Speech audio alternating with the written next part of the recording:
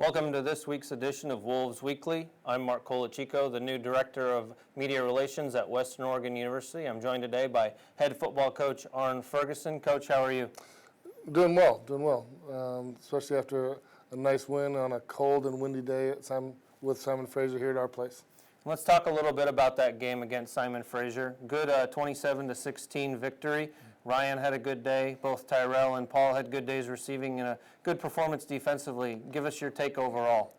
Simon Fraser's, we talked about before, is a big and very talented football team. For example, one of their corners is 6'3", that can run. You know, their inside guys are 6'4", 6'5", 6'6", and their offensive line is also very similar.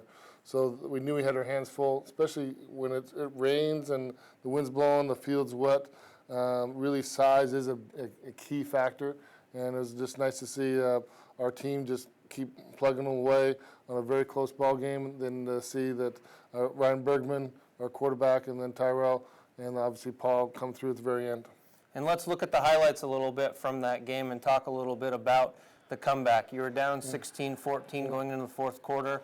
Ryan and Paul connected on a 54-yard touchdown as well as a 29-yard touchdown. What was the difference really in that fourth quarter? Well, for example, right there, Tyrell staying with the ball that's up in the air, and then obviously Bergman finding James Depew. Also, those are key touchdowns for us in a very close game at the end. Then Danny Hankins has come through a couple times in critical situations.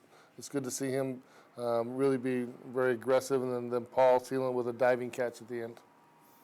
And as you can see there, Paul, as you said, with the first touchdown and then this one here, Ryan rolls out to his left and then finds Paul wide open down there in the left corner, really to seal the victory for you guys. You know, like as you said, a good 27-16 victory. Mm-hmm. And then good accolade for Paul there at the end. He was named GNAC Co-Offensive Player of the Week. What has really been his role this year with you? You know, Paul's, first of all, is a redshirt freshman. He's not very big. He's quick. He has great ball skills. But he's been able to draw that second cover guy with Tyrell being double-teamed a lot of times. But both players have really come through lately and keep on getting better and better as our quarterback's getting back his timing after missing a game or two. And let's look ahead a little bit for towards this week. You got number 24, Azusa Pacific, down at their place in Glendora, California at Citrus Stadium. That'll be a 6 p.m. start. You can catch that game live on woowolves.com through Azusa Pacific's live internet feed. But as I said, let's talk a little bit about Azusa Pacific. They've got the best rusher in Division II, actually all of NCAA football right now, in Terrell Watson. What are you guys really looking to do with Watson and defensively?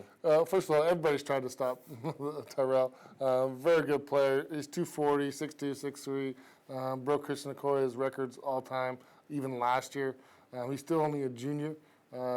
He's a very, very explosive player if you allow him to get going. And he's much better in that third and fourth quarter than he is in the beginnings. He's good early. He just wears you down, and he's so physical and keeps on getting better the more touches he has. You know, it's an interesting matchup. You know, he's number one in the nation as a rusher. Paul's number 2 in all-purpose yards. They're both nick and tuck over 200 yards to 199, something like that.